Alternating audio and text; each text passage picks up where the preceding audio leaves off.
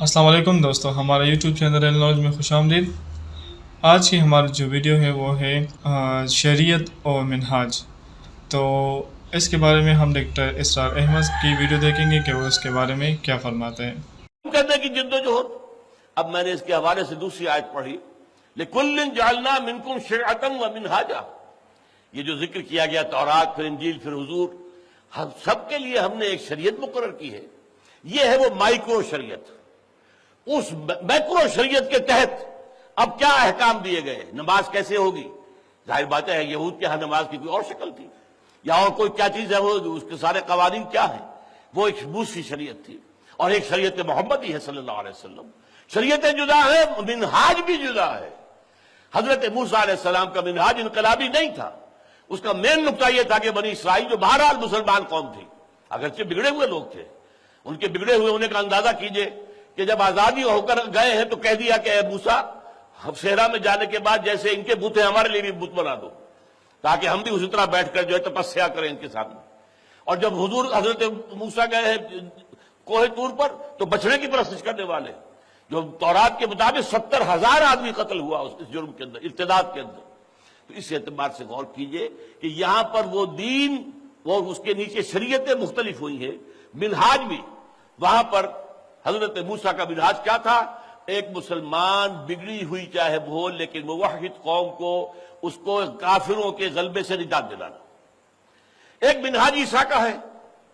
عیسیٰ کے زمانے میں آپ کو معلوم رومن امپائر تھی، ان کے مظالم تھے۔ ایک حرف بھی حضرت عیسیٰ نے رومن امپائر کے خلاف نہیں کہا، پرووک کیا گیا، بار بار کہا گیا۔ جو وہاں پر ایک خاص طبقہ تھا جو وہاں پر کوشش کر رہے تھے کہ یہاں پر بغاوت کریں اندرونی طور پر، وہ بار بار کہلوانا چاہتے تھے کچھ کہ قرض کر دیں رومن امپائر کو، کس طرح بددعا دے دیں۔ نہیں، سارا کام کیا کیا؟ لوگوں کی اخلاقی اصلاح، ایمان کے حقیقی نتائج، ایمان کے وہ اندرونی کیفیات جن کی طرف آج تفصیل سے اشارہ کیا ہے احمد جاوید صاحب نے، انٹرنلائز کرنا ایمان کو۔ ایک یہ باہر کی بات ہو رہی شریعت کی، یہ قانون ہے، یہ کرو، یہ نہ کرو، یہ حلال ہے، یہ حرام ہے۔ ایک یہ کہ وہ دین اندر اتر جائے، کیوں بجا در رفت جہاں دیگر شود۔ جب اندر یہ قرآن اتر جاتا ہے کسی کے تو اس کے اندر انقلاب آ جاتا ہے۔ حضرت عیسیٰ کی ساری جد و جہد یہ انٹرنلائزنگ آف دین اور توحید اور اللہ کی محبت اس پر تھی۔ سیاست کا کوئی شمع بھی نہیں، یہاں تک کہ سلطنت روما کے خلاف ایک حرف نہیں کہا۔ حضرت محمد صلی اللہ علیہ وسلم کا منہاج انقلابی ہے، اور وہ انقلابی کیا ہے؟ احمد جاوید صاحب سے میں معذرت کے ساتھ عرض کروں گا، اس کا ایک جو ہے اس کا کمپوننٹ بہت خوب واضح کیا، انہوں نے بہت عمدگی سے واضح کیا، وہ ہے انٹرنلائزنگ، انٹرنل، اندر ایسوٹیرک ایلیمنٹ، اندر ہماری ذہن اور فکر کی سوچ کے اندر دین داخل ہو جائے، دین اندر حاکم ہو جائے، توحید اندر غالب ہو جائے، توحید ہمارے وجود کا حصہ بن جائے۔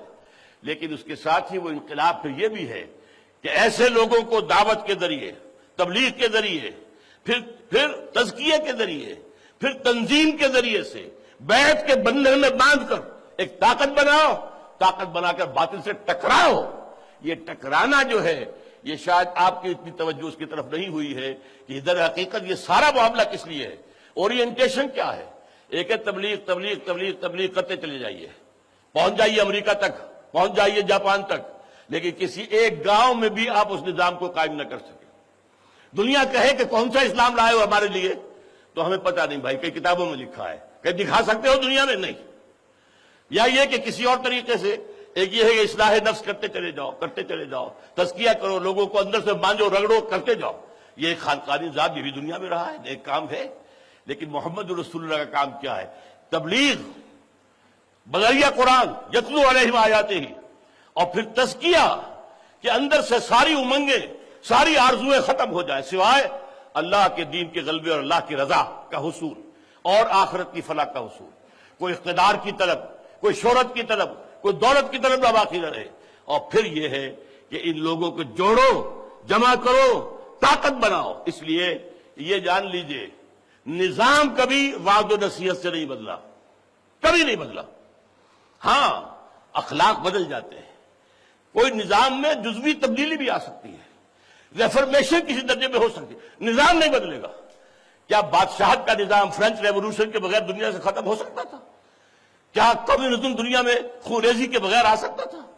ابھی مثال دی گئی ہے ایران کی، وہاں جانے دیے 20,000 آدمیوں نے جانے دیے، جانے دینے تو پڑیں گے، ہاں انہوں نے خود ہتھیار دے کے استعمال کیے اور ایران کی فوج کے خلاف، یہ بات بالکل مختلف ہے، جانے تو دینی پڑی ہیں، نہ تعلیم و تدریس سے، نہ تبلیغ سے، نہ تزکیے سے، محض ان سے کام نہیں ہوگا جب تک کہ یہ سارے کام اقبال نے جو ہے 2 شعر میں جمع کر دیے۔ واقعتاً میں حیران ہوتا ہوں کہ جب یہ شعر کہے وہ کس جگہ پر ہوں گے جہاں سے وہ بات کر رہے تھے۔ گفتند جہان ماں آیا بتویں سازد، اے اقبال ہم نے تمہیں جس دنیا میں بھیجا ہے تمہیں پسند آئی؟ گفتم کے نمی سازد، میں نے کہا نہیں، اچھی نہیں ہے، یا ظلم ہے، یہاں جو ہے خواجاز خونے رگے مزدور سازد لال ناب، یہاں کا سرمایہ دار جو ہے مزدور کے رگوں کے خون سے اپنی شراب کشید کر کے پی رہا ہے، یہ مجھے کیسے پسند آئے دنیا؟ اور از جفائے دہ خدایاں کشتے دہقانہ خراب، اور یہ زمینداروں اور جاگیرداروں کے ظلم و جور سے دہقان کی جو ہے کھیتی ویران ہو گئی ہے، تو اس لیے مجھے انقلاب ہے انقلاب، تو کہا کہ مجھے پسند نہیں آیا، فرمایا گفتند کے برہمزن، توڑ دو پھر اس کو، ختم کر دو۔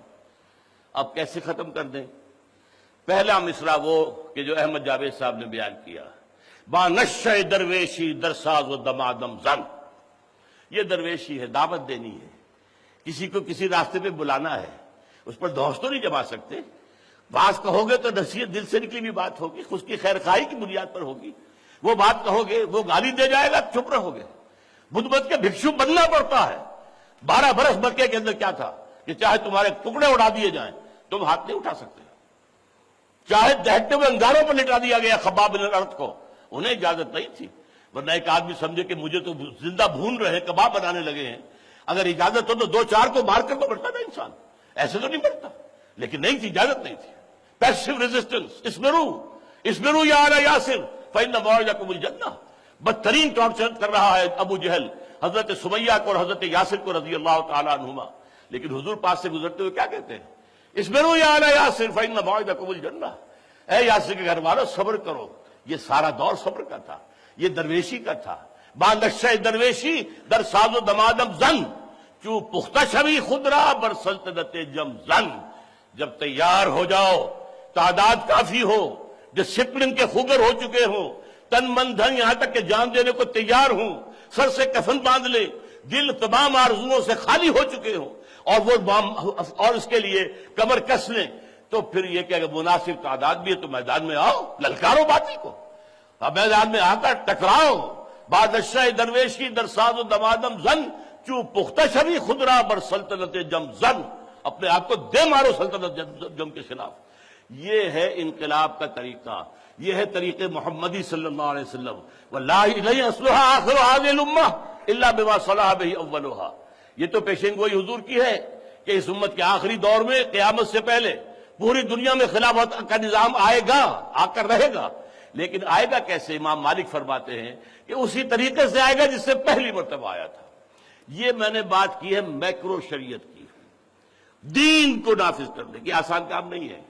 آپ معلوم ہے جاگیرداری یہاں ختم ہو سکتی ہے اس انقلاب کے بغیر، سودی نظام ختم ہو سکتا ہے جب تک سوسائٹی بحیثیت مجموعی یہ اوورہال نہ ہو جائے، جب تک کہ اخلاقی سطح لوگوں کی بلند نہ ہو جائے، جب تک کہ بحیثیت مجموعی جو ہے وہ غیر سودی جو ہے معیشت کے لیے زمین تیار نہ ہو جائے، اور جب تک کہ ایک ایسی قیادت نہ آ جائے انقلاب کے ذریعے سے کہ جو یقین رکھتی ہو اس بات پر کہ ہمیں یہ کام کرنا ہے، ہر حال میں کرنا ہے، ہر چیز۔ تو دوستو امید کرتا ہوں کہ آج کی ویڈیو آپ لوگ کو اچھی لگی ہوگی۔ اگر آپ لوگ ہمارے آج کی ویڈیو اچھی لگی ہو تو ہمارے چینل کو لائک کریں، سبسکرائب کریں اور زیادہ سے زیادہ شیئر کریں۔ شکریہ۔